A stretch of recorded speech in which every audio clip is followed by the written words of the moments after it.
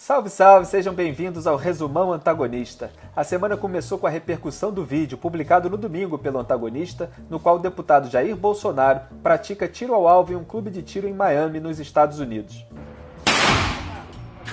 É um tiro só, um saco de cimento no peito do bandido. Acabou a história.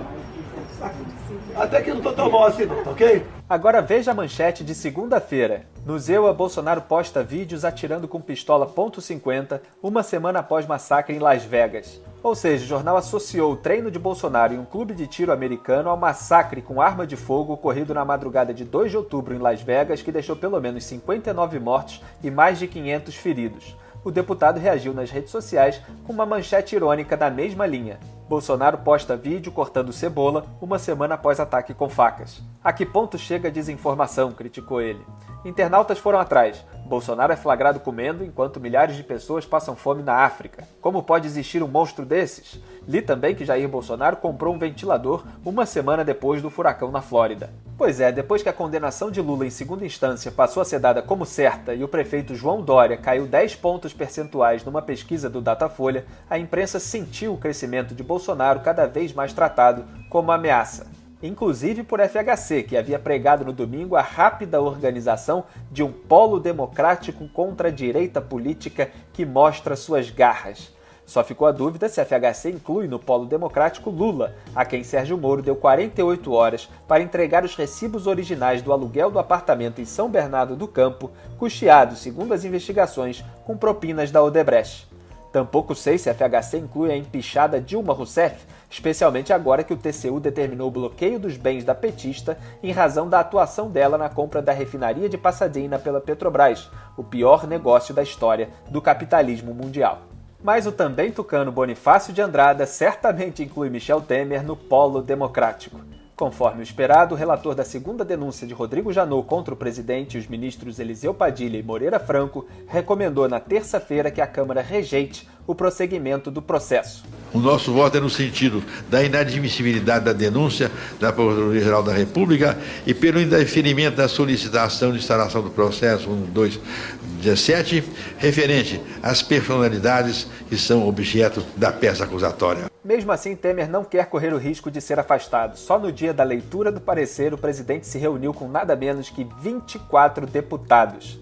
O vice-presidente da Câmara, Fábio Ramalho, disse que Temer prometeu, por exemplo, destinar R$1 bilhão aos parlamentares mineiros insatisfeitos com a privatização de usinas operadas pela CEMIG, a Companhia Energética de Minas Gerais. Pior, Temer negocia uma alternativa ao fim do imposto sindical, aquele dinheiro equivalente a um dia de trabalho por ano extorquido dos trabalhadores e que só em 2016 rendeu R$3,5 bilhões aos mais de 16 mil sindicatos brasileiros. Assim como o Fundo de Financiamento da Democracia, de R$1,7 bilhões para as campanhas políticas, o imposto sindical poderá voltar disfarçado no eufemismo contribuição dentro da livre negociação.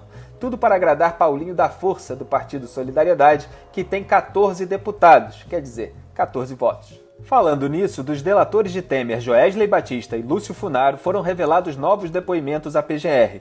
Joesley falou das influências de Guido Mantega e Luciano Coutinho no BNDES e nos fundos de pensão, e Funaro disse que parte da propina que recebia de Joesley era repassada a vários políticos vinculados a Eduardo Cunha, entre eles Temer. Mas o fato que mais deu o que falar nesta semana foi o STF ter decidido na quarta-feira, por 6 votos a 5, que o Congresso precisa dar aval a medidas cautelares que afetem o mandato parlamentar, como as duas que haviam sido determinadas pela primeira turma da Corte para Aécio Neves, o afastamento e o recolhimento noturno. No total, são 9 medidas cautelares previstas no artigo 319 do Código de Processo Penal, mas a Constituição não prevê expressamente aval do Congresso a nenhuma delas. O artigo 53 só o prevê em caso de prisão em flagrante por crime inafiançável. Nada, porém, que Carmen Lúcia, autora do voto de desempate, não pudesse dar um jeitinho. Foi ela que articulou com o presidente do Senado, Eunício Oliveira, pautar o julgamento no STF para aliviar a tensão com a Casa Legislativa sobre o caso Aécio. E na tentativa de agradar tanto a primeira turma quanto aos senadores, Carminha gerou a maior confusão. Seu voto previa inicialmente o encaminhamento para aval do Congresso apenas da medida cautelar número 6, referente ao afastamento do mandato.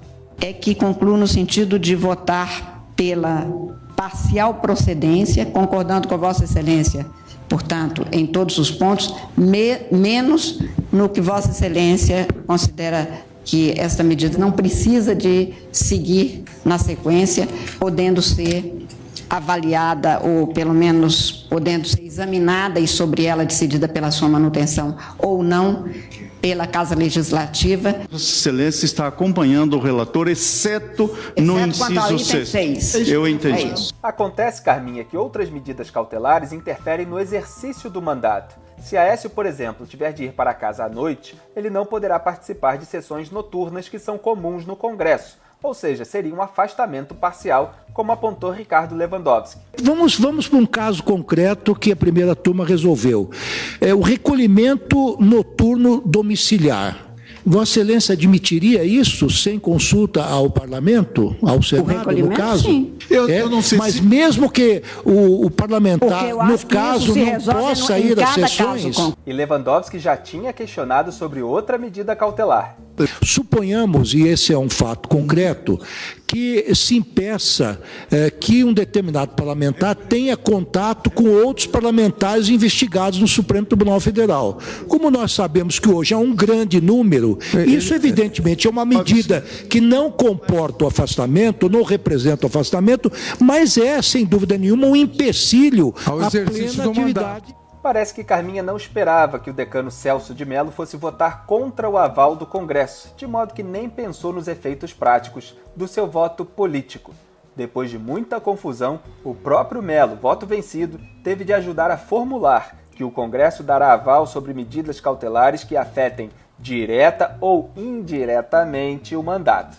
Sempre que a medida cautelar aplicada impossibilitar direta ou indiretamente o exercício regular do mandato parlamentar. Com a inclusão da palavra indiretamente, outras medidas que afetam o mandato parlamentar, mesmo que parcialmente, também precisarão do aval do Congresso. Não era bem isso que Carminha havia votado, mas assim ficou decidido para a alegria de Aécio, que tem a chance de ser protegido no Senado. Tudo em nome do respeito à democracia e do mandato obtido pelo voto popular do eleitor depois traído ou eventualmente roubado. O curioso é que o próprio Aécio havia rebatido essa alegação em 2016. O voto, sabemos todos, senhora presidente, não é um salvo-conduto. Ele é uma delegação que pressupõe deveres e direitos.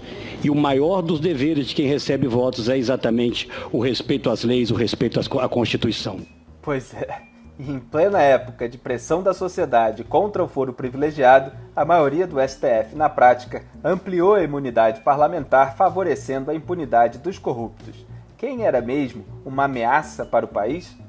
Eu sou Felipe Moura Brasil e esse é o Resumão Antagonista com o melhor da semana para vocês, leitores. Um grande abraço e até a próxima.